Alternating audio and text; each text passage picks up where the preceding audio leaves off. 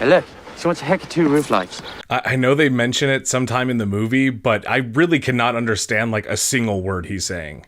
Hey folks, welcome back to JoBlo Originals, and I guess today is Confession Day. While the topic of today's video is the highly coveted and much beloved 2000 crime thriller Snatch, it also happens to be a movie that I've never seen. I know, as much as I love movies and sitting around on my ass all day watching them, every once in a while a classic or two will slip through the cracks and just become a movie I never saw. I do intend on getting to it soon, but for now I've got 2 Snatch connoisseurs.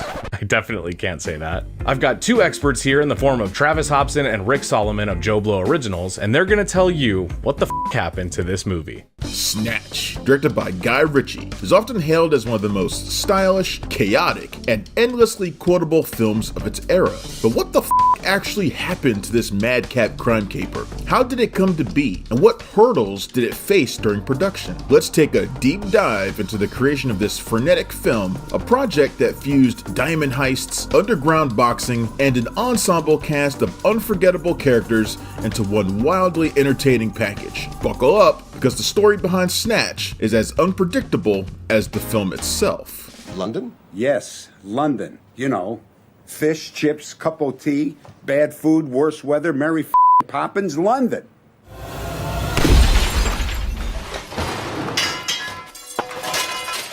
The success of Guy Ritchie's debut film, Lock, Stock, and Two Smoking Barrels, was a game changer for the British film industry. Made on a modest budget of $1.35 million, Lock, Stock was a smash hit, grossing over $28 million and earning Ritchie accolades as the next big thing in British cinema. Hollywood took notice, and Ritchie was soon courted by major studios eager to replicate the magic of his first film. But rather than dive straight into the Hollywood machine, Ritchie decided to double down on the formula that it worked so well for him. This meant crafting another fast-paced, ensemble-driven crime film set in London's gritty underworld. In essence, Snatch was a spiritual successor to Lock, Stock, albeit with a bigger budget, a more ambitious scope, and some A-list star power to boot.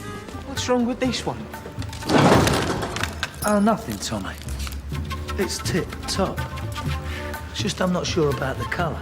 The script for Snatch was written in just a few months, with Ritchie drawing inspiration from real-life London gangsters and a host of classic heist movies. The story revolves around 2 intertwining plots: the theft of an 84-carat diamond and a chaotic world of unlicensed boxing. True to Ritchie's style, the film is packed with colorful characters, sharp dialogue, and a labyrinthine plot that somehow holds together despite its dizzying twists and turns. Casting was one of the film's biggest triumphs. Ritchie brought back familiar faces from Lock, Stock, including Jason Statham, Vinnie Jones, and Alan Ford, while also adding some major Hollywood muscle. Brad Pitt's role as the fast-talking Irish gypsy boxer was a stroke of genius. A fan of Lock, Stock, Pitt reportedly lobbied for a part in Snatch, eager to shake off his Hollywood heartthrob image. However, mastering an Irish accent proved challenging. Instead of scrapping the role, Ritchie turned Mickey's garbled speech into a comedic highlight, making it one of the film's most memorable quirks. Jason Statham's role as the film's narrator and central protagonist was a perfect fit. His deadpan delivery and understated charisma anchored the film's chaotic energy, proving he could carry a movie despite being relatively new to acting. Known for his eclectic performances, Del Toro brought a slippery charm to his role as a gambling-addicted diamond thief. His presence added a layer of unpredictability to the film. Former footballer turned actor Jones reprised the tough guy persona he perfected in Lock, Stock. His larger-than-life presence and menacing energy made him a standout. As the perpetually exasperated American jeweler, Farina's quick wit and sharp delivery injected a dose of classic gangster flair into the proceedings.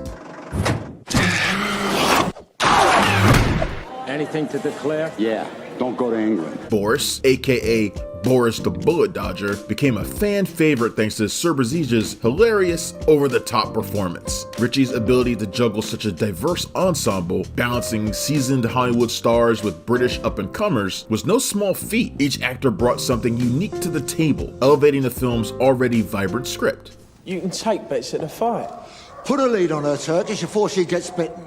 And you don't want to get bitten now, do you, sweetheart? Despite its relatively smooth development, Snatch wasn't without its challenges. For one, coordinating an ensemble cast with actors of varying fame and schedules proved tricky. Brad Pitt's star power alone brought a heightened level of scrutiny to the set, with paparazzi and fans often hovering around the production. While Snatch had a larger budget than Lock, Stock, $10 million compared to $1.35 million, it was still modest by Hollywood standards. Ritchie and his team had to get creative to stretch every pound, relying on efficient shooting schedules and resourceful set design. Additionally, the film's non-linear narrative and rapid-fire editing style posed logistical hurdles. Ritchie, who also served as an uncredited editor on the film, worked tirelessly to ensure the pacing was as tight as possible. This meant long hours in the editing room, fine-tuning the film's intricate web of storylines. One particularly infamous incident involved a scene in which Vinnie Jones's character, Bullet-Toothed Tony, slams a car door on a gangster's head. The stunt went slightly awry during filming, leading to a minor injury for the stunt performer. You're making a scene. I'm sorry for causing a scene, Tony. Visually, Snatch is a masterclass in stylized filmmaking. Cinematographer Tim Maurice Jones employed innovative techniques like split screens, slow motion shots, and dynamic camera angles to enhance the film's frenetic energy. This was complemented by a bold color palette and gritty production design that brought London's underworld to life. One of the most iconic aspects of Snatch is its soundtrack. Ritchie curated a killer mix of tracks, blending classic rock, electronic beats, and world music to underscore the film's chaotic energy. Tracks like Golden Brown by The Stranglers and Disco Science by Murway have become synonymous with the film, further cementing its cult status. Before we continue with our video, here's a reminder to click the store tab on any of our JoBlo channels and browse our collection of the latest and freshest designs in our merch store. Go get you some. When Snatch hit theaters in August 2000, it was a modest success, earning $83 million worldwide against a $10 million budget. While not a blockbuster by Hollywood standards, the film was a major win for Ritchie, solidifying his reputation as a master of the crime genre. Critics were divided, with some praising the film's style and wit, while others dismissed it as Lock, Stock 2.0. However, audiences embraced Snatch wholeheartedly, and its popularity has only grown over the years. Today, it's considered a cult classic and one of the defining films of the early 2000s. You're gonna have to repeat that. Following its theatrical run, Snatch found a second life on home video. The DVD release in 2001 was a massive success, featuring behind-the-scenes featurettes, deleted scenes, and commentary tracks that offered fans a deeper dive into the making of the film, and the film's cult status began to solidify. In the years since, demand for high-quality editions of Snatch has only grown. The Blu-ray release in 2009 introduced fans to an upgraded visual experience, but as 4K technology became the new standard, many began clamoring for an Ultra HD version of the film. In 2020, the 20th anniversary 4K Blu-ray edition was finally released, featuring a remastered picture and Dolby Atmos sound, bringing Ritchie's kinetic vision to life like never before. This release was a hit with longtime fans and introduced the film to a new generation, further cementing its legacy as a modern classic. What is a gun doing in your trousers? For protection. Protection from what? The Germans? So what the f happened to Snatch? In short, it became a brilliant, chaotic, and endlessly quotable piece of cinema that took the best elements of Lock, Stock and cranked them up to 11. Despite a few bumps in the road, Guy Ritchie delivered a film that has stood the test of time, influencing countless filmmakers and earning a permanent spot in the pantheon of great crime movies. And if there's one thing we can take away from Snatch, it's this. Whether you're stealing diamonds or betting on bare-knuckle boxing matches, sometimes chaos is the best collaborator. Now, if you'll excuse me, I've got to go figure out what the fuck Brad Pitt's saying in that caravan scene. Did you understand a single word of what he just said?